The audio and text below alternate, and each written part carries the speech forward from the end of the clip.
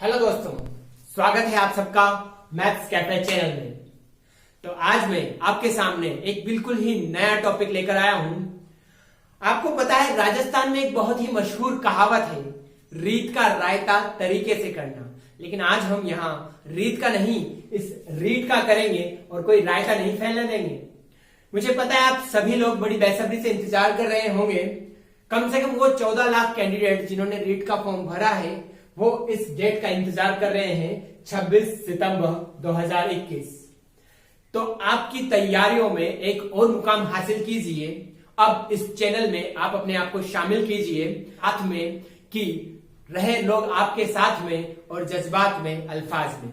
चलिए तो शुरू करते हैं। और आपकी मेहनत को लेकर मैं बस यही कहना चाहूंगा कि कोशिशें करते रहिए, क्योंकि किसी ने खूब कहा है, कोशिशें नाकामयाब हो सकती नहीं, मंजिलें अगर ना भी मिले तो फासले कम रह जाएंगे। तो इसी मोटिवेशनल कोट के साथ चलिए शुरू करते हैं रीट की कुछ बेसिक टिप्स। करते हैं पहले रीट 2021 के मैथ्स के सिलेबस की। मैं इस सिलेबस को इसलिए आपको बता रहा हूं क्योंकि मैंने अपने रीट से रिलेटेड वीडियोस को पूरे 4 पार्ट्स में बांटा है। इन 4 पार्ट्स में मैं आपको रीट का सिलेबस कंप्लीट करवाऊंगा मैथ्स का। तो पहले पार्ट से लेके चौथे पार्ट तक का मैं इंट्रोडक्शन आपको देता हूं। तो पहले वीडियो में मैं आज आपके सामने जो लेकर आया हूं, मैं लेकर आया हूं 1 करोड़ तक की पूर्ण संख्याएं, वो उनसे संबंधित प्रश्न। ठीक है, आपने 1 करोड़ सोच के सोचा होगा, वाह 1 करोड़, लेकिन वो रुपए नहीं है। 1 करोड़ तक की पूर्ण संख्याएं, जोड़ बाकी, गुणा भाग पर आधारित कुछ गणितीय संक्रियाएं जो बिल्कुल मूलभूत इसमें नियम लगते हैं। चलिए शुरू करते हैं। पहला टॉपिक हम शुरुआत करते हैं वास्तविक संख्याओं से।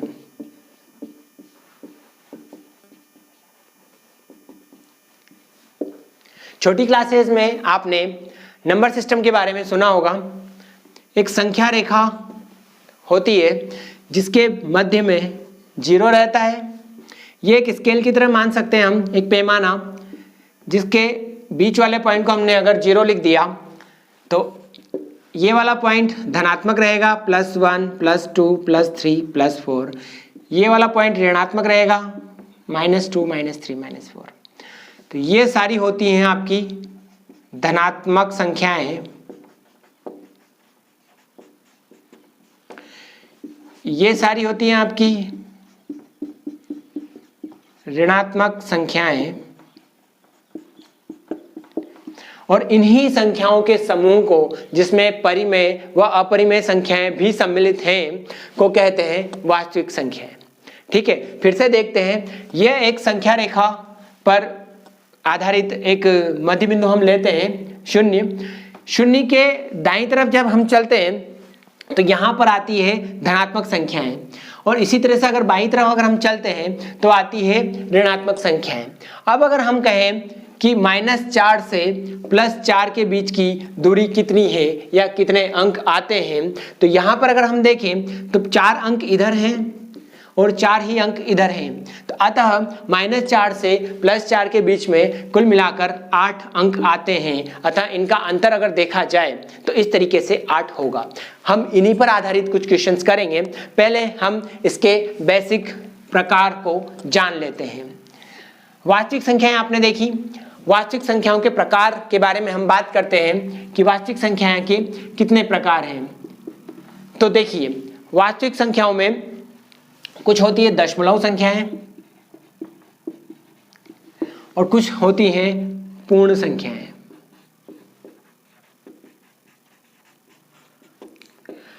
आप इस वीडियो को बड़े ध्यान से देखिएगा और कोशिश कीजिएगा इसी से नोट्स बनाने की, जो आपके रीट एग्जाम में बहुत उपयोगी रहेंगी।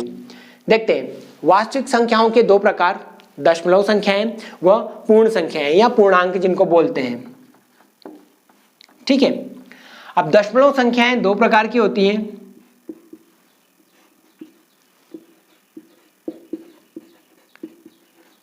परिमेय संख्या व अपरिमेय संख्या। अब अगर आप कॉपी में नोट्स बना रहे हैं तो इसके बारे में थोड़ा सा लिख लीजिए कि परिमेय संख्याएं क्या होती हैं। वो संख्याएं जिन्हें अंश बटा हर के रूप में लिखा जा सकता है। अर्थात वो सभी संख्याएं जिन्हें अंश बटा हर के रूप में लिखा जा सकता है वो सभी परिमेय संख्याएं कहलाती हैं, या p बाई क्यू भी हम लिख सकते हैं, जिन्हें p बाई क्यू की फॉर्म में हम लिख सकते हैं। 22/7 अक्सर एग्जाम में पूछा जाता है कि 22/7 क्या है, परिमेय, अपरिमेय या कुछ और। तो ये 22/7 एक परिमेय संख्या है जिसका मान हम 3.14 लिखते हैं। तो 3.14 भी एक परिमेय संख्या है। 5/2 ये भी एक परिमेय संख्या है। कुछ भी 17/4 वो सभी संख्याएं जिनको p बटा क्यू के फॉर्म में हम लिख सकते हैं या p बटा क्यू अंश बटा हर के रूप में हम लिख सकते हैं, वो कहलाती है परिमेय संख्याएं। तो अब बात करते हैं अपरिमेय संख्या की। वो संख्याएं जिन्हें p बटा क्यू के रूप में नहीं लिख सकते,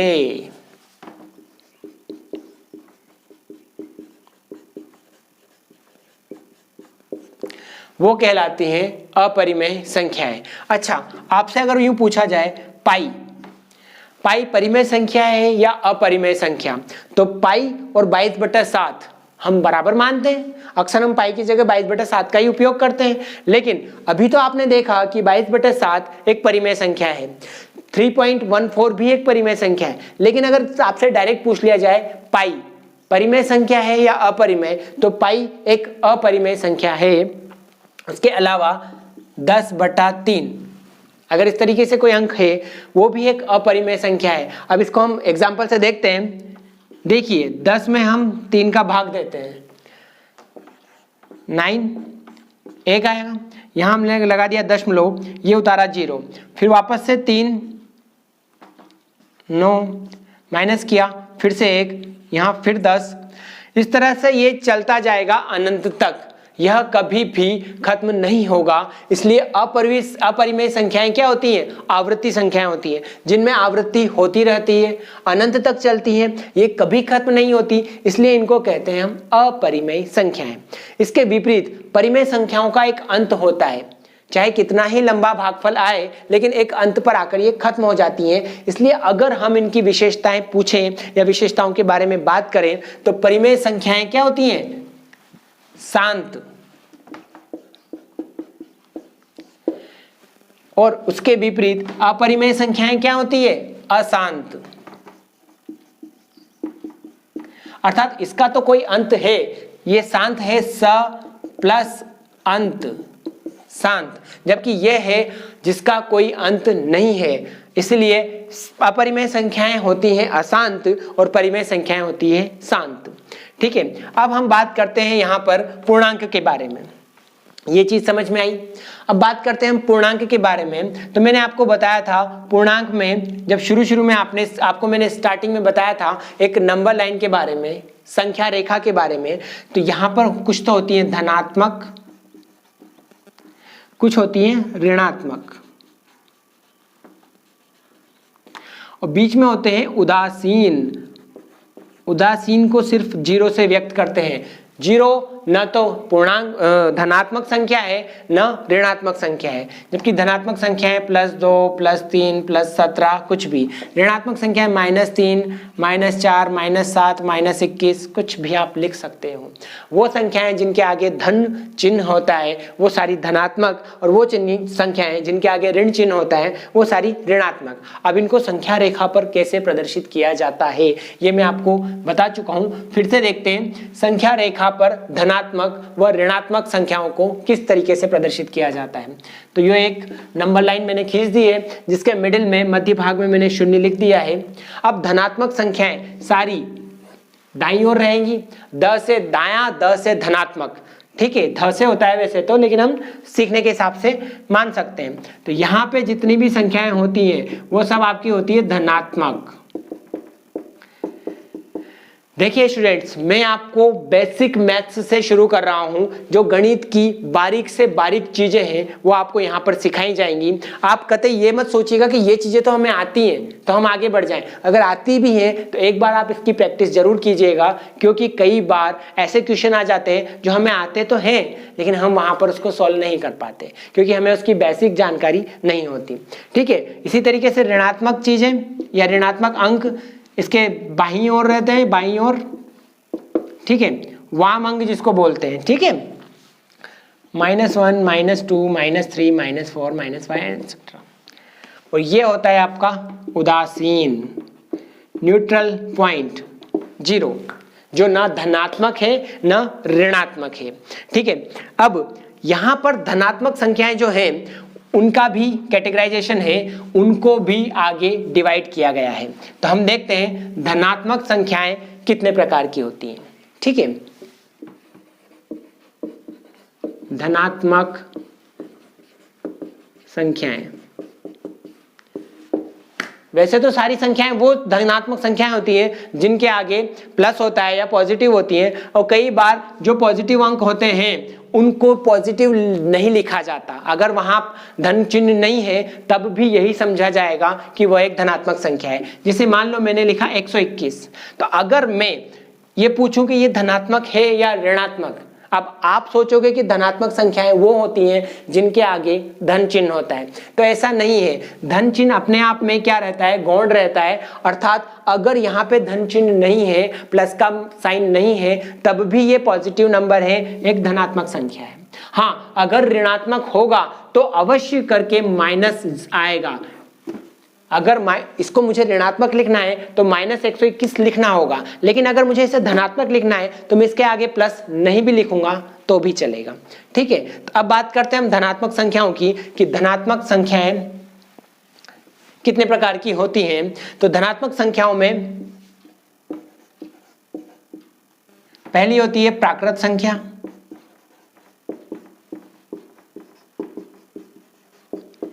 और दूसरी होती है पूर्ण संख्या। अब आपको नंबर लाइन मैंने बताई थी, ये जो रेखा है संख्या रेखा 0, 1, 2, 3, ठीक है। तो प्राकृत संख्याएं होती हैं 1 से लेकर अनंत तक।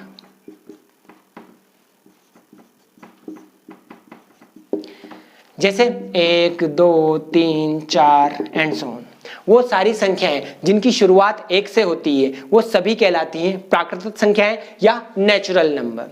अब बात करते हैं पूर्ण संख्या। तो पूर्ण संख्या में क्या होता है, मैंने आपको अभी अभी एक उदासीन संख्या के बारे में बताया था, जो मिडिल पॉइंट होता है 0। तो पूर्ण संख्याएं वो होती हैं प्राकृत संख्या प्लस उदासीन,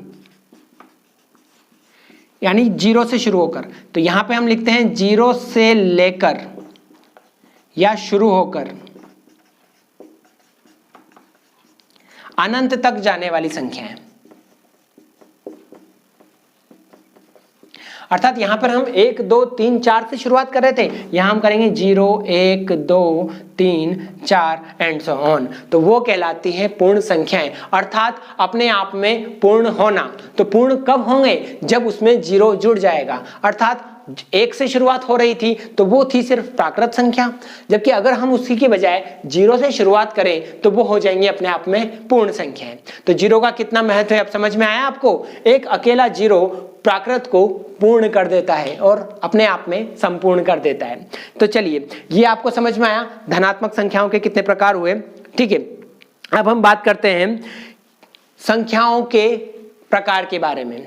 ठीक है, तो देखिए, आपने अभी तक गणित में, बेसिक गणित में, जो छोटी क्लास की गणित होती थी उसमें पढ़ा था सम संख्या, विषम संख्या, अभाज्य संख्या, भाज्य संख्या के बारे में। तो आज हम उन्हीं टाइप्स पर थोड़ा खुलकर विचार करेंगे।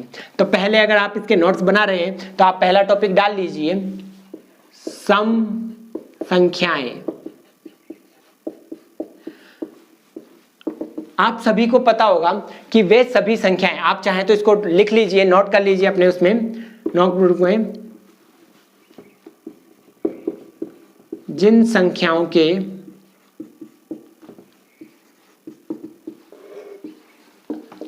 अंत में, या आप लिख सकते हैं इकाई अंक,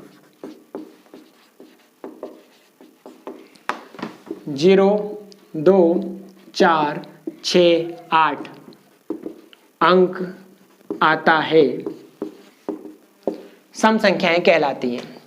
ठीक है, तो सम संख्याओं की पहचान कैसे होगी? चाहे कितनी ही बड़ी संख्या हो, आप सपोज दैट आप आपका मोबाइल नंबर ही मान लीजिए, जो भी है 9413242168।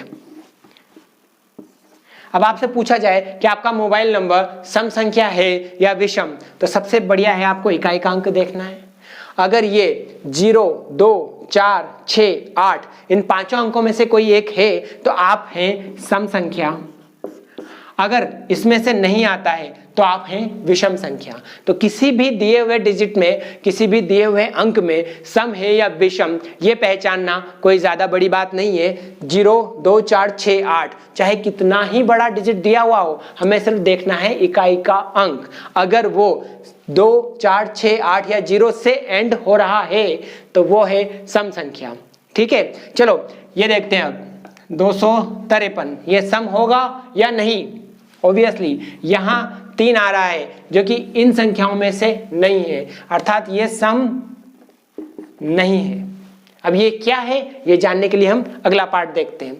सम का समझ में आया? फिर से देखिए, जिन संख्याओं के अंत में या जो संख्याएं 0, 2, 4, 6, 8 से अंत होती हैं या इनका इकाई का अंक 2, 4, 6, 8, 0 होता है, वो आपकी सम संख्याएं कहलाती हैं। ठीक है, अब हम बात करते हैं विषम संख्याओं के बारे में।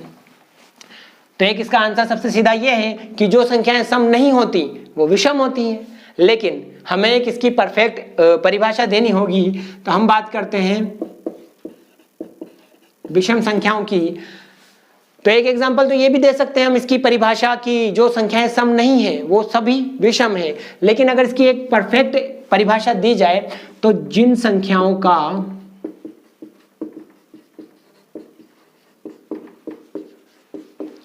इकाई का अंक 1, 3, 5, 7 या 9 हो, विषम संख्याएं कहलाती हैं।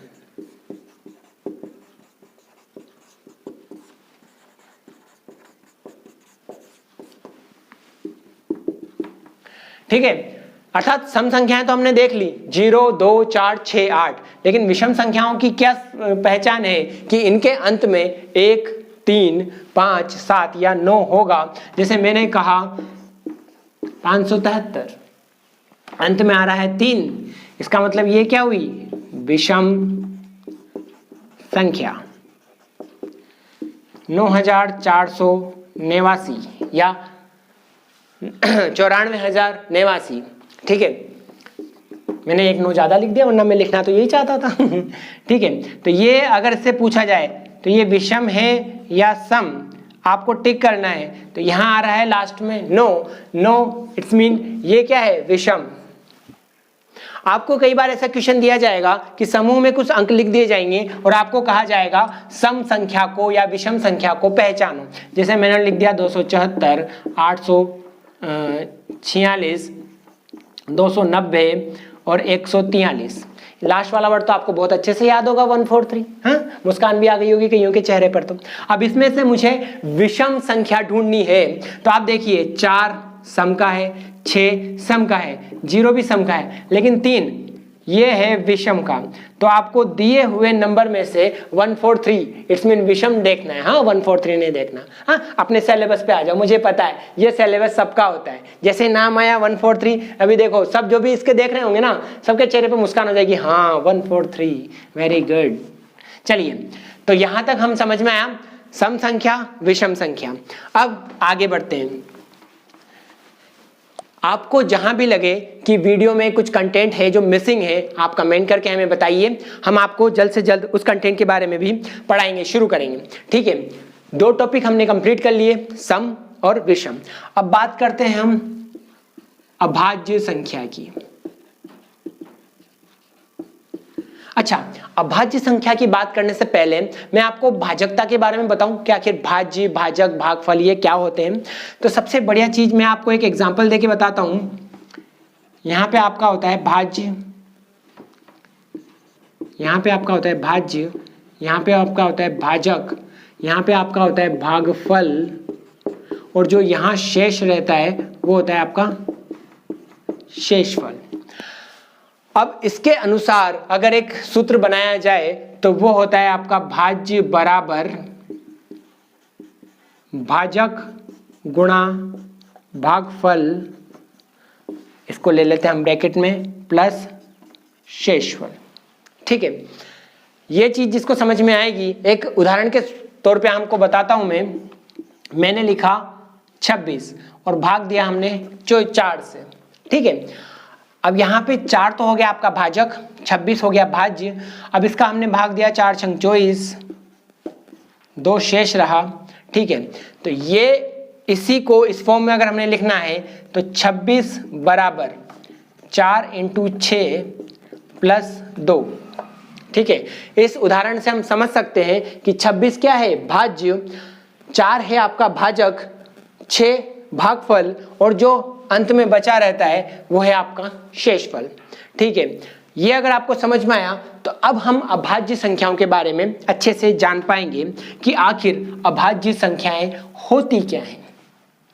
आपको अगर मेरी स्पीड ज्यादा लग रही हो तो आप कमेंट करके बता सकते हैं, अगले वीडियो में मैं मेरी स्पीड और कम कर लूंगा, क्योंकि कई स्टूडेंट्स का कमेंट्स आया था पिछले वीडियो पर कि सर थोड़ा सा स्पीड आपकी ज्यादा है। ठीक है, हम बात कर रहे हैं अभाज्य संख्याओं पर। अभाज्य संख्याएं वो संख्याएं जिनमें एक व स्वयं से, वो संख्याएं जो एक व स्वयं से ही भाजित हो। ये तो मैंने एक स्टैंडर्ड फॉर्म में इसकी परिभाषा लिखी है, वरना अगर हम चाहें तो यूं भी कह सकते हैं कि वो संख्याएं जिनमें सिर्फ एक व उसी संख्या का भाग जाता हो, वो अन्य किसी से भाजित नहीं होती हो, उसे अभाज्य संख्याएं कहते हैं। जैसे उदाहरण के तौर पर लिखते हैं 1, 2, 3, 5, 7। अच्छा, यहां से शुरू करते हैं, 2, 3, 5, 7, अगली 11, 13, 17, 19, 23, 29, 31, 37, 41, 43। ठीक है, आगे बहुत सारी संख्याएं हैं, हमें सिर्फ उदाहरण देखने हैं। देखिए, भी 2 का भी जाएगा और 1 का भी जाएगा और 3 का भी जाएगा। अगर हम यहाँ पे 4 ले लें तो 4 में 1 का जाता है, 2 का भी जाता है और स्वयं 4 का भी जाता है। अतः यह संख्या अभाज्य संख्या नहीं है, अर्थात इसके अगर हम गुणनखंड करें तो इसके गुणनखंड संभव है, लेकिन 5, 7, 11, 13 इन संख्याओं का अगर हम गुणनखंड करें तो इनका सिर्फ और सिर्फ वही संख्या और 1, इसके अलावा और कोई गुणनखंड संभव नहीं है। अतः अभाज्य संख्याएं वे संख्याएं होती हैं जिनमें स्वयं का और 1 का ही भाग जाए, उसके अलावा और किसी से भी वो भाजित नहीं होती है। ठीक है, तो आपने यहां तक तो लिखा, क्लियर। अब आप प्रैक्टिस कीजिएगा घर पे कि 100 तक की समस्त अभाज्य संख्याओं का आप लिखें कि कितनी है। ठीक है, जैसे मैं आपको बता देता हूं, 47 तक आप लिख चुके हैं। अब आगे देखिए 53। ठीक है, 53 के बाद आप इसे काउंट करते जाइए, 54 में भी भाग जाता है, 55 में जाता है, 56 में जाता है, 57 में, 19 से 57 हो ही जाता है, 58 भी सम संख्या है तो उसमें 2 का जाएगा ही। फिर 59, ठीक है, 61, ओके, 67, ओके, 71, 73, 77 में भी है, 79, 80, उसके अलावा आपका जाएगा 79, 83 और लास्ट में आएगा आपका 97। हाँ, तो कुछ नंबर मैंने इसमें मिसिंग कर दिए थे, जैसे 2, 3, 5, 7, 11, 13, 17, 19, 23, 29, 31, 37, 41, 43, 47, 53, 59, 61, 67, 71, 73, 79, 83, 87 और 97। ये टोटल 25 नंबर हैं 1 से लेके 100 तक में अभाज्य संख्याएं। 25, ये अक्सर क्वेश्चन पूछा जाता है कि 1 से लेके 100 तक में अभाज्य संख्याएं कितनी है, तो आपका आंसर होना चाहिए 25। अब कौन कौन सी है, वो ये है। अब इसको आप डिवाइड भी कर सकते हैं कि 1 से लेके 50 तक कितनी है, 50 से लेके 100 तक कितनी है। तो देखिए 1 से लेके 50 तक में ये है 1, 2, 3, 4, 5, 6, 7, 8, 9, 10, 11, 12, 13, 14, 15। तो बाकी की 10 50 से लेके 100 तक में है। ठीक है, तो ये तो रही अभाज्य संख्याएं, वो संख्याएं जिनमें सिर्फ उन्हीं का व 1 का भाग जाता है, वो सारी अभाज्य संख्याएं कहलाती हैं। ठीक है, तो अगला टॉपिक हम करते हैं भाज्य संख्या। चलो, हमने अभाज्य तो पढ़ ली, हम बात करते हैं भाज्य संख्याओं की, अर्थात वे संख्याएं जिनके गुणनखंड संभव हैं, जिनके गुणनफल किसी और भी प्रकार से संभव हैं। ठीक है, वो संख्याएं कहलाएंगी भाज्य संख्याएं, अर्थात उनमें वे संख्याएं जिनमें एक व स्वयं के अलावा और भी संख्याओं का भाग दिया जा सकता है।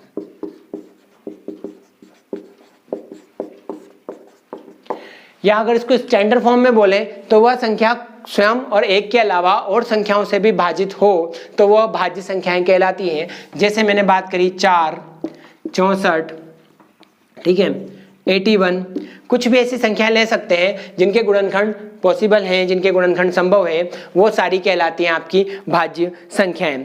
ठीक है, चलिए, अगर आपसे पूछा जाए कि सबसे छोटी भाज्य संख्याएं क्या है, सबसे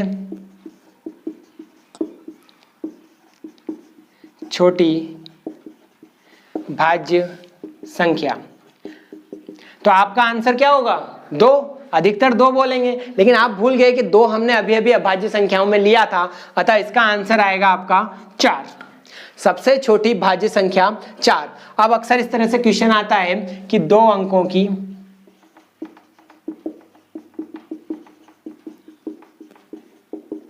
सबसे बड़ी भाज्य संख्या। देखिए, मैं साथ साथ ही क्वेश्चन भी सोल्व करवाते जा रहा हूं ताकि आपको पता रहे कि इस टाइप से क्वेश्चंस पूछे जा रहे हैं एग्जाम में। तो 2 अंकों की सबसे बड़ी भाज्य संख्या, हम जानते हैं 99 सबसे लास्ट संख्या है 2 अंकों की सबसे बड़ी। 99 वो भी भाज्य है, ठीक है, क्योंकि 3 का भी जा सकता है उसमें, 9 का भी जा सकता है, 11 का भी जा सकता है, इसलिए जो सबसे बड़ी संख्या है 2 अंकों की वही भाज्य है। लेकिन अगर हम बात करें कि 2 अंकों की सबसे बड़ी अभाज्य संख्या की, तो अभी अभी मैंने आपको सारी संख्याएं लिखाई थी कि 1 से लेके 100 तक में कितनी भाज्य आती हैं, तो अभी अभी उसका एक आंसर था 97। ठीक है, तो 97 ये सही आंसर है 97 कि 2 अंकों की सबसे बड़ी अभाज्य संख्या 97। और सबसे छोटी अभाज्य संख्या कौन सी होगी? 2 अंकों की सबसे छोटी अभाज्य संख्या कितनी कौन सी होगी? तो आपको पता है 11। ठीक है, फिर से लिखता हूं, 2 अंकों की सबसे छोटी अभाज्य संख्या।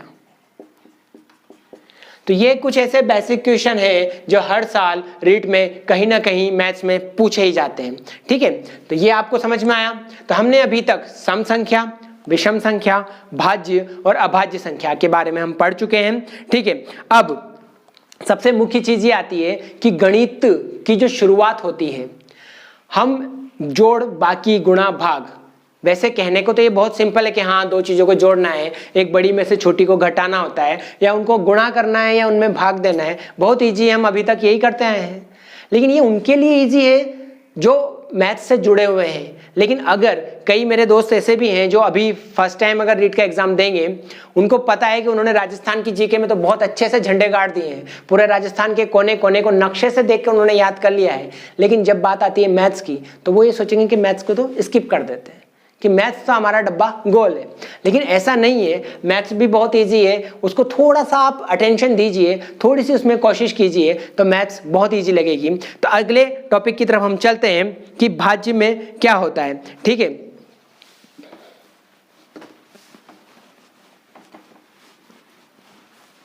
हमने जब अभाज्य संख्याओं के बारे में पढ़ा था तो अभाज्य संख्याएं भी दो तरह की होती हैं, सह अभाज्य और युगल अभाज्य। सह अभाज्य व युगल अभाज्य। अब आप कहेंगे अभाज्य तो वही संख्याएं हैं जिनमें स्वयं का भाग जाता है, उसके अलावा किसी का भाग नहीं जाता, लेकिन अब इसके भी प्रकार हैं, सह अभाज्य व युगल अभाज्य। पहले मैं आपको युगल अभाज्य के बारे में बताता हूं। ऐसी दो अभाज्य संख्याएं, ऐसी दो अभाज्य संख्याएं जिनमें दो का अंतर हो,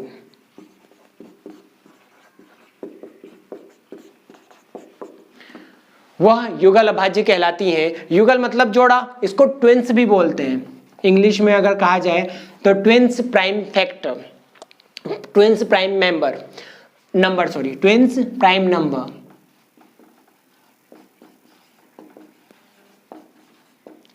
लेकिन मैंने चूंकि शुरू में ही बोल दिया था कि मैं इस पूरे वीडियो में ज्यादा से ज्यादा हिंदी शब्दों का उपयोग करूंगा, इसलिए मैं आपको युगल अभाज्य संख्याओं के रूप में ही पढ़ाऊंगा, न कि ट्विंस प्राइम नंबर के बारे में। तो ऐसी दो अभाज्य संख्याएं जिनमें दो का अंतर हो वो कहलाती हैं युगल अभाज्य। जैसे अभी आपने लिखा था 5, 7, दोनों अभाज्य संख्या है। 11, 13। अच्छा, 7 और 9 क्यों नहीं हो सकती? क्योंकि 9 जो है वो अभाज्य संख्या नहीं है, वह भाज्य है। ठीक है, 11, 13, इसी तरह से 17, 19, ये कुछ संख्याएं हैं जिनमें दो का अंतर है सारी अभाज्य संख्याएं, लेकिन इनका अगर एक ग्रुप बना दिया जाए जिनमें दो दो का अंतर हो तो ये कहलाएंगी युगल अभाज्य। इसके अलावा सह अभाज्य, किन्हीं भी दो अभाज्य संख्याओं का युग्मन या जोड़ा सह अभाज्य कहलाता है। उनमें अंतर कितना भी हो चलेगा, उस अंतर के लिए कोई एक फिक्स शर्त नहीं है कि उनमें इतना ही अंतर होना चाहिए, जैसे कि युगल अभाज्य के लिए है। तो किन्हीं भी दो अभाज्य संख्याओं का युग्म सह अभाज्य कहलाता है।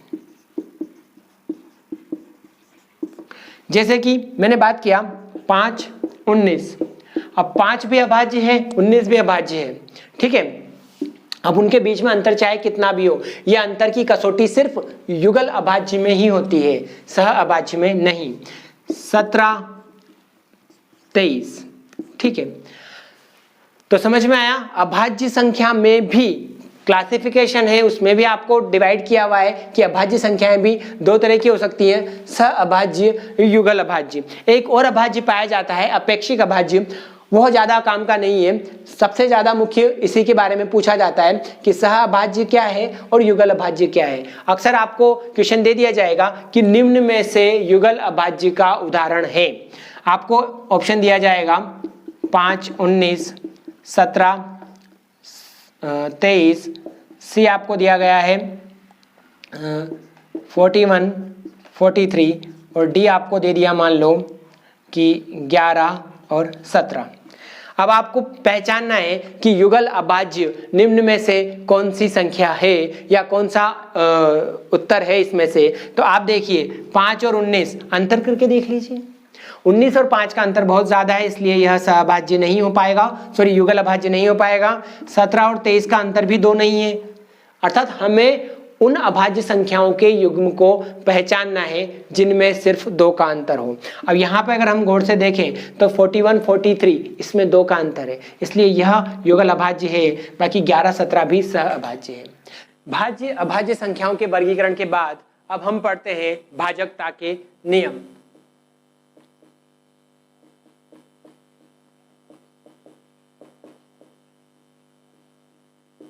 कई क्वेश्चंस आते हैं कि निम्न में से 7 से भाज्य संख्या पहचानिए या 11 से भाज्य संख्या पहचानिए, या कुछ क्वेश्चन आपको ऐसा दिया जाएगा जहां पे आपको 11 से उसको भाग देना है। आपको पता होना चाहिए कि वो संख्या सच में भी 11 से भागित है या नहीं। तो इसी चीज को अच्छी तरह से जानने के लिए हमें कुछ बेसिक्स नियम पता होने चाहिए, जिसमें भाजकता के नियम भी आते हैं। हम शुरुआत करते हैं 2 से भाज्य संख्याएं या भाजकता का नियम। वो संख्याएं कौन कौन सी हैं जो 2 से पूर्णतया विभाजित होंगी, तो उसके अंत में इकाई अंक 0, 2, 4, 6 अथवा 8 हो। वो समस्त संख्याएं जिनके अंत में 0, 2, 4, 6, 8 हो, वो समस्त संख्याएं 2 से भागित होंगी। अब आपको थोड़ी देर पहले मैंने पढ़ाया था सम संख्या, तो सम संख्याओं में क्या आता है, अंत में वही आता है 0, 2, 4, 6, 8। अतः समस्त सम संख्याएं 2 से भाजित होंगी। उदाहरण के तौर पर लिखते हैं हम 518। अब इसका इकाई का अंक है 8, जो कि 0, 2, 4, 6, 8 इन्हीं में से कोई एक अंक है, अतः यह सम संख्या है। और सम संख्या है तो यह 2 से भी पूर्णतया विभाजित है।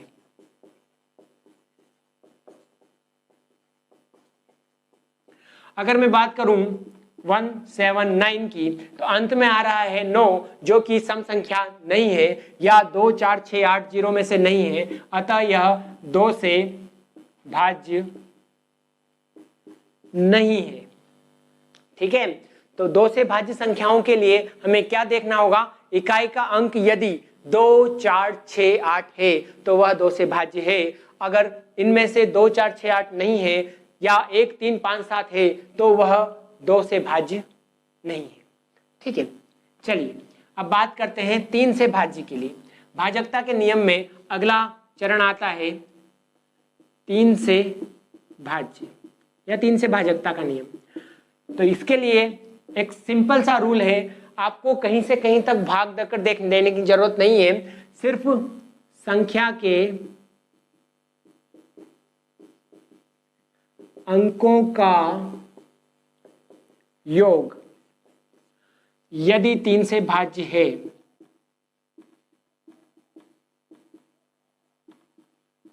तो वो पूरी संख्या 3 से भाज्य होगी। उदाहरण के तौर पर एक अंक है 512। अब आपको इसमें 3 से भाग देने की जरूरत नहीं है, आप सिर्फ देखिए 5 + 1 + 2 यानी कि 6 और 2 8। अगर देखा जाए ये 8 इसमें 3 से, ये 8 जो है ये 3 से भाज्य है अथवा नहीं, नहीं है, अतः 512 भी 3 से भाज्य नहीं होंगे। ठीक है, इसी के तौर पे कुछ नया देखते हैं। वैसे तो इसको यूं ही देखने पे पता चल रहा है 6 भी 3 से भाजित है और 9 भी 3 से भाजित है, तो संपूर्ण संख्या 3 से भाजित होगी। लेकिन फिर भी हम ट्रिक अपनाते हैं, तो 6 + 9 + 9, 9 और 6 15, 15 और 9 आते हैं 24, जो कि 3 के पहाड़े में आते हैं, अतः यह संख्या 3 से भाजित है पूर्णतया। ठीक है, फिर से मैं देखता हूं एक और नियम 181। अगर मुझे ये देखना है 181, तो मैं बात करूंगा 1 + 8 + 1, 1 और 8 9, 9 और 1 10, 10 भी 3 से भाजित नहीं है, अतः यह संख्या 3 से भाजित नहीं है। कुछ और उदाहरण लेते हैं। देखिए आपको करना क्या है, संख्या के जितने भी अंक हैं उनको जोड़ देना है। उदाहरण के तौर पर आपके मोबाइल नंबर के लास्ट 4 डिजिट ले लीजिए, जो भी हैं, कुछ भी आप मन से ले सकते हैं, 7894। अब आपको क्या करना है, 7 + 9, 7 + 8 + 9 + 4, 7 और 8 15, 15 और 10 25, एक कम कर दिया 24, 24 और 4 28, 28 में 3 का भाग नहीं जाता, अतः यह नहीं है। अगर यहाँ पर 4 की जगह यहाँ पर 7 8 9 3 होता तब देखते हैं, तो वही 7 + 8 + 9 + 3, देखिए 7 8 9, 7 दूनी 14 1 15, 15 और 10 25, 24 और 3 27, तो यह 3 से पूर्णतया विभाजित है। अब एक बार हम इसको काट के भी देख लेते हैं 3 से कि ये सच में भी पूर्णतया विभाजित है या नहीं। तो देखिए 3 दूना 6, 3 6 18, 3 3 9 और 3 एकम 3, इसका मतलब है इसमें 3 का भाग पूरी बार जा रहा है। अतः अपने को भाग देने की भी जरूरत नहीं पड़ी, सिर्फ अंकों को देखकर, वो कहते ना शक्ल देखकर तिलक लगाना, बस आप उसको देखिए, उसके चेहरे में ही आपको सब कुछ समझ में आ जाएगा कि इसका 3 से विभाज्य होगा या नहीं। कहते हैं ना पूरी किताब पढ़ने की जरूरत नहीं है, सिर्फ कवर पढ़ लीजिए। तो आपको भी सिर्फ कवर पढ़ना है, वो मेरे साथ रहेंगे तो कवर देखकर ही आप पूरी किताब का ज्ञान ले लेंगे। ठीक है, तो चलिए आगे बढ़ते हैं। अब बात करते हैं हम 4 के बारे में। 4 से भाज्य। अब हमें पता कैसे चलेगा कि दिया हुआ अंक या दी हुई संख्या 4 से पूर्णतः विभाजित है? तो संख्या के अंतिम 2 अंक यदि 4 से भाज्य हैं तो पूरी संख्या 4 से भाज्य होगी। ठीक है, फिर से देखते हैं। अगर संख्या के अंतिम 2 अंक 4 से पूरी तरह भाज्य है तो पूरी संख्या 4 से भाज्य होगी। देखते हैं, एक एग्जांपल यहां पे लेते हैं 296। ठीक है, हालांकि ये छोटा एग्जांपल है, हम चाहे तो इसको और बड़ा भी कर सकते हैं। 8296, 8296। अब देखते हैं ये 4 से भाज्य है या नहीं। हमें लेने हैं अंतिम 2 अंक 96। अब 96 को आप 4 से डिवाइड कीजिए, या फिर आपको 20 तक पहाड़े भी अगर अच्छे से आते हैं तो आपको पता चल जाएगा कि किसके पहाड़े में 4 बार बोलने पर छिन्न में आ रहे हैं, और नहीं तो आप 4 से भाग दीजिए। 4 दूना 8, 4 चौक 16, यानी कि 24 चौक छिन्न में। ठीक है, मैंने 20 तक बोला था, कोई बात नहीं, आप 25 तक याद कर लीजिएगा, हाँ, क्योंकि 25 तक तो बहुत जरूरी है। हाँ, ऐसा नहीं कि मैंने 20 तक बोला कि हाँ सर आपने 20 तक बोला और बस। तो यानी कि आपको अगर पता है कि 24 चौक छिन्न में, यानी कि अंक को देखकर, सिर्फ कहते ना वो चेहरा क्या देखते हो, सिर्फ चेहरा ही देखना है अपने को, अंदर उतर के देखना ही नहीं है। सिर्फ ये देखना है कि ये अंतिम 2 अंक जो है ये 4 से पूरी तरह विभाजित है, तो ये पूरा अंक 4 से विभाज्य होगा, यानी कि ये है। दूसरा अंक ले लेते हैं कुछ 9257। अब यहाँ के अंतिम 2 अंक है 57। हमें पता है 57 किसी भी टेबल में 4 बार डिवाइड करने पर तो नहीं आएंगे, इसलिए फिर भी करके देख लेते हैं। 57 में 4 का भाग देंगे जो कि पूरी बार नहीं जाएगा। 4 एकम 4, 17 4 चौक 16, उसके बाद दशमलव अंक आ जाएंगे। हमें दशमलव को आने नहीं देना है, अर्थात सिर्फ वो देखना है कि पूरी बार भाग कब तक जाता है। अगर अंतिम 2 अंकों में 4 का पूरी बार भाग जाता है तो वो संख्या 4 से विभाजित होगी। अर्थात अगर देखा जाए तो 9257 4 से विभाज्य नहीं है। अगला देखते हैं 5। तो दोस्तों आपको 5 का तो बहुत अच्छे से पता होगा कि कौन कौन से अंक ऐसे हैं या कौन सी संख्याएं हैं जो 5 से विभाज्य होंगी, क्योंकि उसका तो बहुत सिंपल सा फंडा है।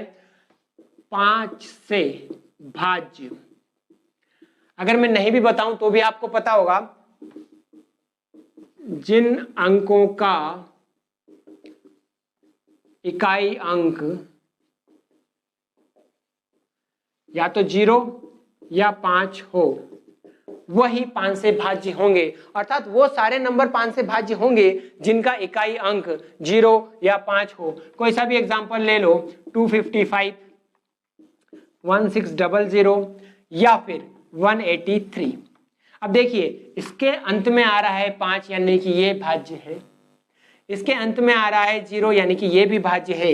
लेकिन इसके अंत में न तो 0 आ रहा है न 3 आ रहा है, सॉरी न 0 आ रहा है न 5 आ रहा है 3। इसका अपने को कोई मतलब नहीं। इसका मतलब यह 5 से भाज्य नहीं है। समझ में आया? चलो अगली बात करते हैं हम 6 से। ये सारे सूत्र जो भी हैं वो आप अपनी कॉपी में राइट डाउन कर लीजिएगा, लिख के रखिएगा, क्योंकि यही नोट्स हैं आपके। आप बार बार वीडियो खोल के देखेंगे वो तो मेरे लिए और भी अच्छा है, लेकिन अगर आप कॉपी में लिख लेंगे तो वो आपकी इच्छा की हो सकता है आप किसी गांव में बैठे हो, नेटवर्क नहीं आ रहे हो, किसी दोस्त के हॉटस्पॉट से आपका मोबाइल चल रहा हो, बार बार वो दोस्त ना हो, तो आप एक बार राइट डाउन कर लीजिएगा कॉपी में, ताकि आप ऑफलाइन भी इसको अच्छे से कर सकें। ठीक है, 6 से भाज्य। अच्छा दोस्तों ये देखिए, 6 को हम 2 × 3 के रूप में लिख सकते हैं। ठीक है, यानी कि 6 से भाज्य संख्या वो संख्या होगी जो 2 से भी पूर्णतया विभाजित हो और 3 से भी, यानी कि जो अंक 2 व 3 से संयुक्त रूप से, हाँ,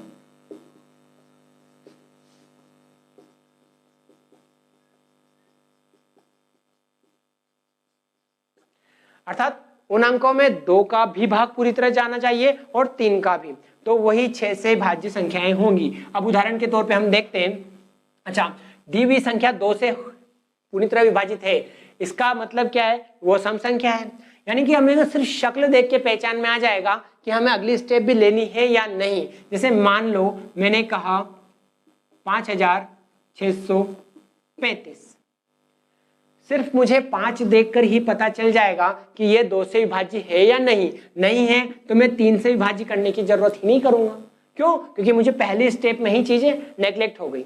अब अगर इसके बजाय मैंने कहा 5632, हाँ ये 2 से विभाज्य है। अब 2 से विभाज्य है तो अब मुझे 3 से भी देखना होगा, और 3 से देखने के लिए मुझे क्या करना होगा, 5 + 6 + 3 + 2।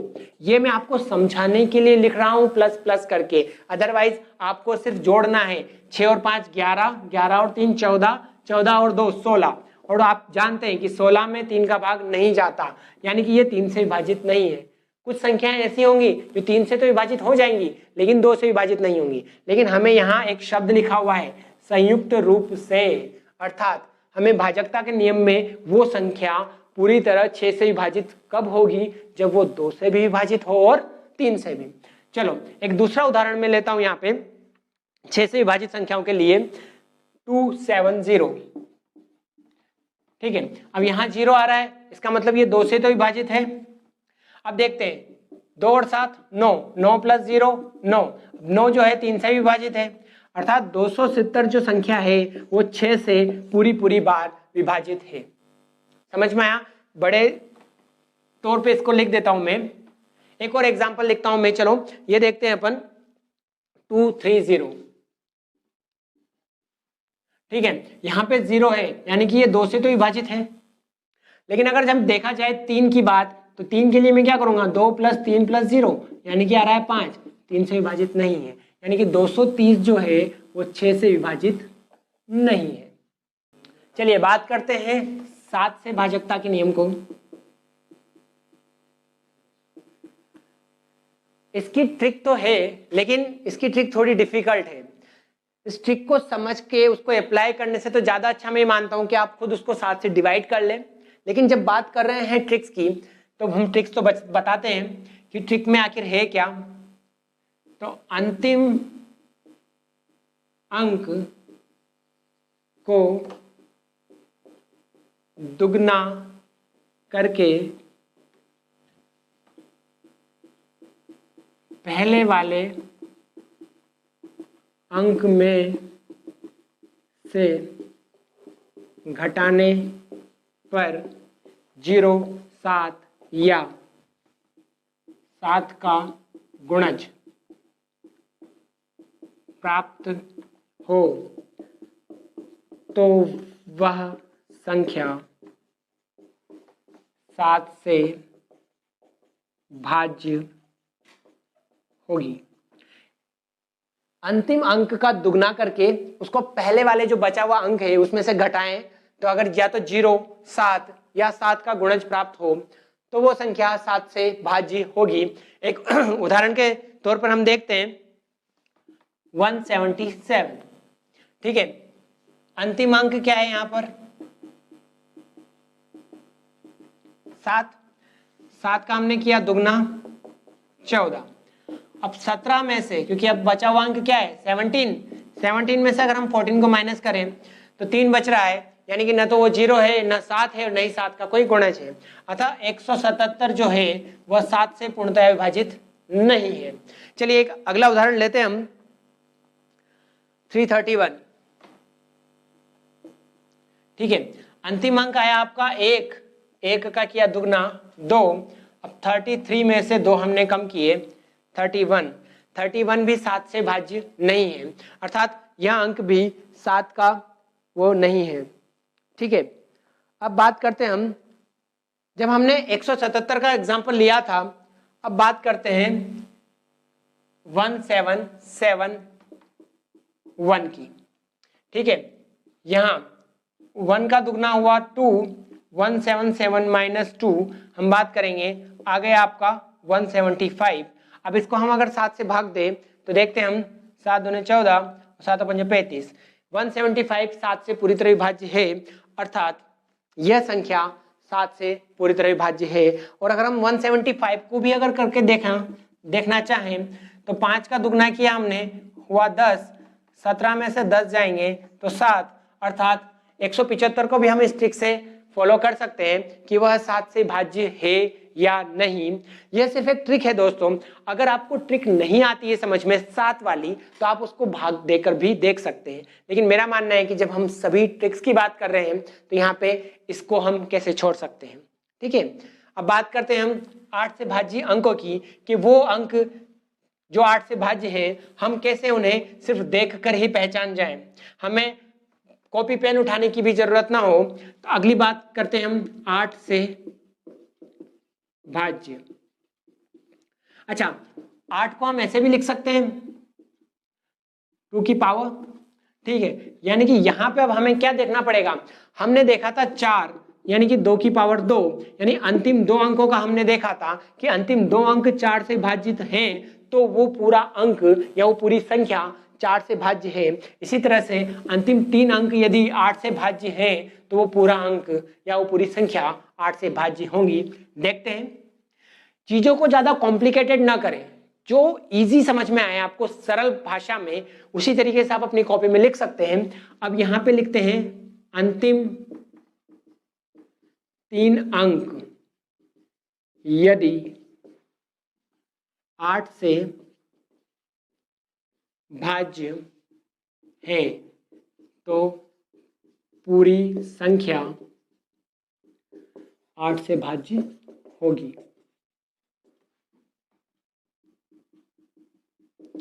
देखिए एक उदाहरण देखते हैं, 7286। ठीक है, हमने कहा अंतिम 3 अंक, ये अंतिम 3 अंक, इनको देखते हैं हम कि ये 8 से भाज्य है या नहीं। तो देखिए 8 तिया 24, 4 46, 8 के पहाड़े में 46 नहीं आते, अर्थात ये संख्या 8 से भाज्य नहीं है। इसके बजाय हम बात करें कुछ ऐसी संख्याओं की, जैसे कि 4376, अंतिम 3 अंक लिए हमने 376। अब हम यहाँ पे 8 से इसको डिवाइड कर रहे हैं। अच्छा, आपको मैं पहले जिनको बेसिक मैथ्स में थोड़ी दिक्कत आ रही है उसको मैं ऐसे झरोके शरोके बना के सिखा दूं।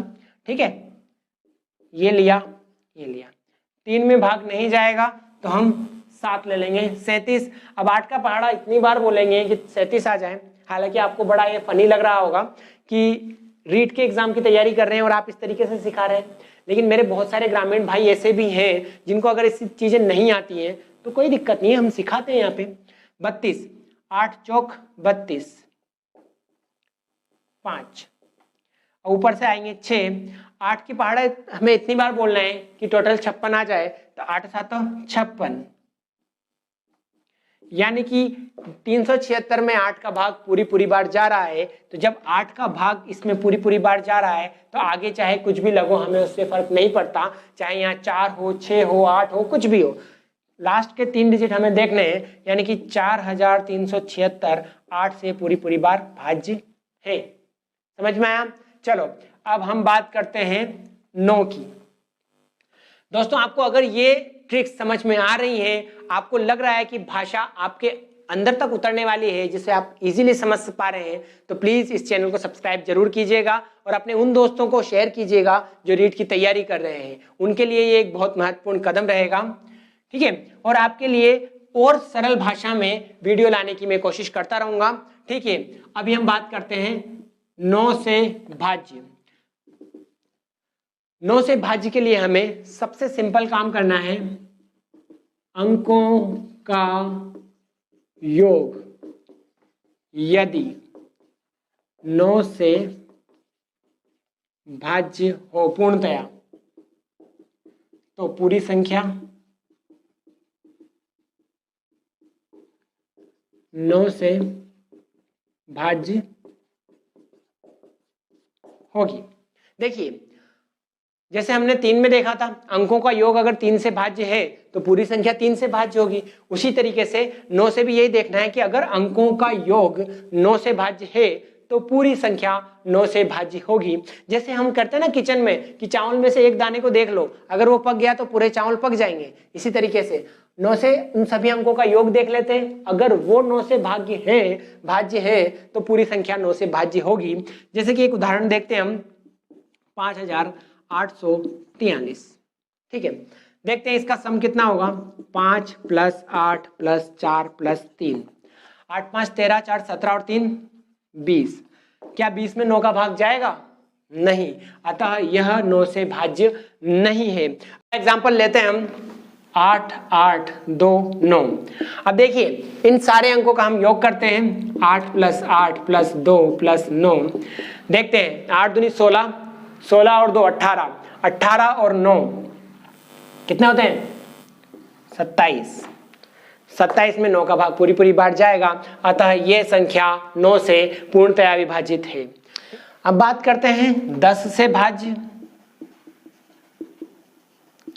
तो ये सबसे सिंपल चीज है, वही संख्याएं 10 से भाज्य होंगी जिनमें इकाई अंक 0 होगा। अगर इकाई का अंक 0 नहीं है तो वो संख्या 10 से भाज्य नहीं होगी। जैसे मैंने कहा 16,000, तो यहाँ लास्ट का अंक है 0, यह 10 से भाज्य होगी। अगर मैंने कहा 1701, यहाँ पे आ चुका है 1, यानी यह संख्या 10 से भाज्य नहीं होगी। 10 से भाज्य तो वैसे भी बहुत सिंपल है। जो मुख्य आता है एग्जाम में वो अब आपके सामने आने वाला है, यानी 11 से भाज्य संख्या। वो संख्या निकालनी है जो 11 से पूर्णतया भाज्य हो, या दिए हुए अंकों में से आपको 11 से भाज्य अंक पहचानना है या संख्या पहचाननी है, ठीक है। तो 11 से भाज्य संख्या को बताने से पहले मैं आपको कुछ बेसिक इसका बताता हूं। जैसे मान लो कोई संख्या है 3258, ठीक है।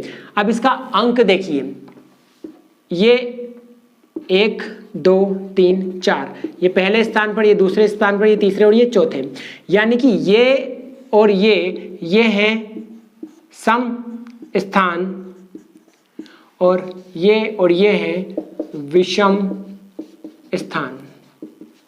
आपको सम और विषम स्थानों का ज्ञान होना बहुत जरूरी है। जब मैं 11 से भाज्य का आपको ट्रिक बताऊंगा, उससे पहले आपको दी हुई संख्याओं में सम स्थान और विषम स्थान के अंकों का ज्ञान होना बहुत जरूरी है, ठीक है। अब अगर मैं यहाँ कहूँ सम स्थान के अंक कौन कौन से हैं, तो वो हैं 2 8, विषम स्थान के अंक कौन कौन से हैं, वो हैं 3 और 5, ठीक है। ये चीज आई समझ में। अब बात करते हैं 11 से भाज्य। तो सम व विषम स्थान के अंकों का अंतर यदि 0, 11 व 11 का गुणज हो तो वह संख्या 11 से पूर्णतया भाज्य होगी, ठीक है। सम और विषम स्थानों का समझ में आया आपको मतलब। अब देखते हैं कोई एक सिंपल सा उदाहरण, जैसे 23 62 58, 23 62 258। मैंने बड़ी संख्या इसलिए ली ताकि आपको सम और विषम स्थानों का अच्छे से समझ में आ जाए अंतर। 1 2 3 4 5 6। ठीक है, तो सम स्थान 3 2 और 8, तो इनका योग देखिए, सम का योग कितना होगा 3 + 2 + 8, 3 2 5 और 8 13। ठीक है, अब इधर देखिए विषम स्थान, यहाँ पे स्थान लिखना बहुत जरूरी है। ठीक है, वरना ये 3 सम संख्या नहीं है, लेकिन ये सम स्थान पर आया है इसलिए मैंने यहाँ लिखा हुआ है। ठीक है, अब यहाँ विषम स्थान यानी कि 2 फिर से 2 6 और 5। ठीक है, विषम स्थान के अंक कौन कौन से हैं 2 6 और 5, 6 और 2 8 5 13। ठीक है, यानी सम स्थान के अंकों का योग आया 13, विषम स्थान के अंकों का योग आया 13, तो अब इनका अंतर क्या होगा 13 - 13 0। यानी कि ये जो संख्या है ये पूरी तरह 2,36,258 ये पूरी तरह 11 से भाज्य है। एक अन्य उदाहरण हम लेते हैं 15,762। ये समझ में आया? चलो मैं एक और एग्जांपल आपको दे रहा हूं, उससे आपको और अच्छे से समझ में आएगा। ठीक है, 15,762 समअंक, यानी कि ये तो 1। अब आपको बार बार नंबरिंग करने की भी जरूरत नहीं है, वो आपको समझाने के हिसाब से मैंने बताया था। वरना आप ये लीजिए 1 7 और 2 इनको जोड़ लीजिए, 7 और 1 8, 8 और 2 10, माइनस 6 और 5 11। यानी कि आपको कहीं ना कहीं उत्तर जो है ये 1 आ रहा है। ठीक है, प्लस माइनस का ध्यान मत दीजिएगा। ठीक है, आपका जो रिमेनिंग है वो 1 आ रहा है, यानी कि वो 0 नहीं है, अर्थात 15,762 जो है 11 से पूर्णतः विभाजित नहीं है। ठीक है, तो दोस्तों यहां तक तो आपने सीखा भाज्यता के नियम 2 से लेकर 11 तक। ये आपके आने वाले क्वेश्चंस में बहुत अच्छे से काम आएंगे। ठीक है, अब एक और सिंपल सी चीज आपको बता रहा हूं मैं, बोर्ड मास। आप किसी भी चीज को सॉल्व करते हैं तो किस तरीके से, आपने जीरो के बारे में तो सुना है। ठीक है, जीरो, किसी भी अंक को, माना कोई अंक ए है, ए को मैं 0 से अगर गुणा करता हूं तो 0 आता है। ये कुछ और बेसिक चीज है जो मैं बता रहा हूं। अगर कोई अंक है उसमें से 0 को घटाता हूं तो वही अंक आता है। अगर किसी अंक में मैं 0 को जोड़ता हूं तो भी वही अंक आता है।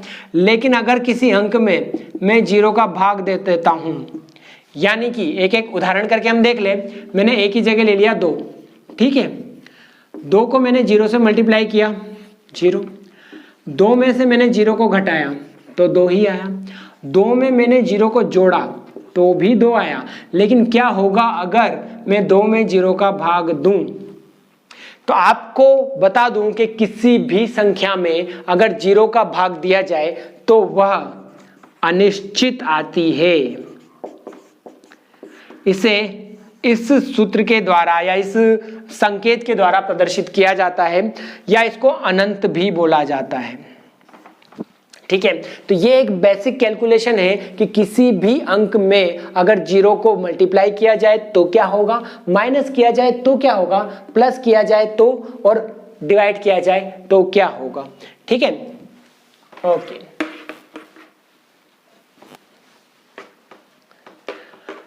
अब वीडियो के अंत में मैं आपको 4 और टॉपिक्स बता रहा हूं, इसके बाद इस वीडियो का होता है यही समापन। लेकिन आपसे मैं फिर से मिलूंगा अगले वीडियो के साथ। लेकिन पहले हम इस वीडियो के अंतिम कुछ टॉपिक फिर से डिस्कस करते हैं। पहला है योज्य प्रतिलोम। प्रतिलोम का अर्थ होता है उल्टा, यानी कि किसी भी अंक में ऐसा क्या जोड़ा जाए कि वही अंक आपको प्राप्त हो। ठीक है, जिसका योग, योज्य प्रतिलोम वह, फिर से कर ले। ठीक है, तो हम बात करते हैं अब योज्य प्रतिलोम के बारे में। योज्य प्रतिलोम वह अंक होते हैं किसी भी अंक में ऐसा क्या जोड़ा जाए कि उसका योग 0 हो। अर्थात अगर मैंने कहा यहाँ 3 में मुझे क्या जोड़ना है कि योगफल 0 आए, तो यहाँ पे योज्य प्रतिलोम का मतलब है उसी का उल्टा। यानी अगर मैं 3 - 3 कर दूं तो 0 आएगा, यानी दिया हुए अंक का ऋणात्मक अंक ही उसका योज्य प्रतिलोम कहलाएगा, जिससे उसका योग 0 आ जाए। इसी तरीके से योज्य तत्समक, यहाँ पे इस शब्द का अर्थ देखिए, तत्समक यानी उसी के समान, यानी कि किसी भी अंक में वो क्या जोड़ा जाए कि 3 आ जाए। तो यानी कि 3 में क्या जोड़ा जाए कि 3 आ जाए, तो इसका आंसर रहेगा 0। यानी योज्य तत्समक क्या होता है 0। किसी भी अंक में 0 जोड़ दो तो वही अंक आएगा। इसी तरीके से आते हैं हम गुणन प्रतिलोम के बारे में, यानी कि किसी भी अंक को किस अंक से गुणा किया जाए कि गुणनफल 1 आ जाए। प्रतिलोम का मतलब होता है उल्टा, यानी कि दिया हुआ अंक जो है उसका जस्ट उल्टा आएगा। अब यहाँ पे योज्य है यानी धन है, धनात्मक का उल्टा क्या होगा ऋणात्मक, उसी अंक को उसके विपरीत चिन्ह से लगाकर कर दीजिए। यदि यहाँ पर मैंने लिखा होता -5 का योज्य प्रतिलोम क्या होगा, तो वो आएगा आपका +5, ताकि अंक आंसर आपका क्या है 0। इसी तरीके से हम गुणन प्रतिलोम की बात करते हैं, तो 3 को हम किससे गुणा करें कि आंसर 1 आए, तो यहाँ पर आंसर आएगा 1/3 से। ठीक है, यानी ये 1/3 का क्या है प्रतिलोम उल्टा। ठीक है, अब हम बात करते हैं गुणन तत्समक की, यानी कि 3 को हम किस चीज से गुणा करें कि आंसर 3 ही आए, तो यहाँ पर आंसर आएगा 1। यानी 1 को किसी भी संख्या से गुणा करें वही संख्या आ जाएगी। तो जो गुणन तत्समक होता है वो अक्सर क्या होता है 1, और योज्य तत्समक क्या होता है 0। जबकि योज्य प्रतिलोम में हम क्या करते हैं, दिए हुए अंक का उल्टा करते हैं उसके विपरीत चिन्ह से, और इसी तरीके से गुणन प्रतिलोम में हम उसका उल्टा करते हैं, लेकिन यदि वो अंश में है तो उसको हर में ले आते हैं। अगर मैंने यहाँ पूछा 5/2 का गुणन प्रतिलोम क्या होगा, तो आपका आंसर आएगा 2/5। समझ में आया? ये 4 टॉपिक और हैं जो आपके मैथ्स के सिलेबस में समाहित हैं। अब आपको एक छोटी सी ट्रिक और मैं बता रहा हूं, इसी के साथ अपने वीडियो का मैं समापन कर रहा हूं। चिन्ह से रिलेटेड कई बार अभ्यर्थी जो हैं वो चिन्ह में बहुत कंफ्यूज हो जाते हैं। हमने अक्सर देखा है, यहाँ हम बात करते हैं योग की और यहाँ हम बात करते हैं गुणन की। प्लस को अगर जोड़ा जाए प्लस वाली संख्या से, ठीक है, प्लस को अगर जोड़ा जाए प्लस वाली संख्या से, यानी कि +1 + 1 = तो जो क्रिया होगी वो तो जोड़ने की ही होगी, और जो चिन्ह होगा यहाँ पे लिखता हूं मैं क्रिया और यहाँ लिखता हूं मैं चिन्ह। ठीक है, तो चिन्ह भी क्या आएगा प्लस का ही आएगा। ठीक है, इसी तरीके से अगर मैं यहाँ पे प्लस को जोड़ देता हूं किसी माइनस वाले अंक से, ठीक है, तो जैसे ही कोई एक माइनस का अंक आता है क्रिया आ जाएगी आपकी क्या घटाने की। लेकिन चिन्ह कौन सा आएगा, जो संख्या बड़ी है। अब उदाहरण के तौर पे मैं यहाँ पहले वाली संख्या को लिखता हूँ बड़ी और दूसरी वाली संख्या को लिखता हूँ छोटी। यानी कि अगर ये पहली बड़ी वाली संख्याएं हैं और दूसरी वाली जो संख्या है वो छोटी है, तो अगर प्लस में से माइनस हो रहा है कोई चीज, प्लस में अगर किसी माइनस वाली चीज को हम जोड़ रहे हैं और बड़ी वाली संख्या क्या है धनात्मक, तो चिन्ह क्या आएगा धनात्मक। एक उदाहरण के तौर पे मैं इस पूरे को क्लियर कर दूंगा। इसी तरीके से माइनस की कोई संख्या है उसको हम जोड़ रहे हैं किसी प्लस की संख्या से। ठीक है, तो देखिए बड़ी संख्या माइनस की है, प्रोसेस तो आपको घटाने की ही करनी है, क्योंकि कहीं भी अगर एक बार माइनस आ गया, प्लस वाली संख्याओं में अगर एक बार कहीं से कहीं तक माइनस आ गया तो क्रिया तो आपको घटाने की ही करनी है, लेकिन जो चिन्ह आएगा वो जो संख्या बड़ी है उसका आएगा। यहाँ पर पॉजिटिव संख्या बड़ी थी तो धनात्मक चिन्ह आ गया, यहाँ पर नेगेटिव संख्या बड़ी है तो ऋणात्मक चिन्ह आ गया। अब अगर मैंने कहा कि माइनस की ही चीज है और हम जोड़ रहे हैं किसी माइनस की ही चीज को, तो अब यहाँ पर प्रोसेस क्या होगी, यहाँ पे चीजों को जोड़ा ही जाएगा। ठीक है, या जोड़ने की ही प्रोसेस होगी और चिन्ह लेकिन माइनस का ही आएगा। अब देखिए एक उदाहरण के तौर पर मैं आपको समझा देता हूं, क्योंकि इसमें अक्सर कई लोग गलती कर देते हैं। 1 + 1, ठीक है, यहाँ पे कुछ नहीं है, इसका मतलब यहाँ प्लस है, आंसर आएगा 2। उसमें भी कुछ नहीं लगाया, प्लस लगाए चलेगा। +1 - 1 या फिर मैं कुछ दूसरी संख्या ले लेता हूँ, जैसे 1 और 4 ले लेते हैं, चलो ठीक है। यहाँ 4 + 4 या कुछ एक छोटी संख्या लेते हैं, ठीक है। 4 + 3 आपने ले लिया 7, क्योंकि आगे वाली संख्या को हमें बड़ा लेना है। +4 - 3, आंसर आपको करना तो क्या है, घटाना ही है, लेकिन चिन्ह कौन सा आएगा, 4 में से 3 गए 1, लेकिन चिन्ह कौन सा आएगा, जो संख्या बड़ी है, ठीक है। अब आपको कम करना है, ठीक है। यहाँ पे आपको बड़ी संख्या लेनी है माइनस की, यानी माइनस मैंने ले लिया 5, प्लस लिया आपको छोटी संख्या कोई सी भी ले ली मैंने 2, ठीक है।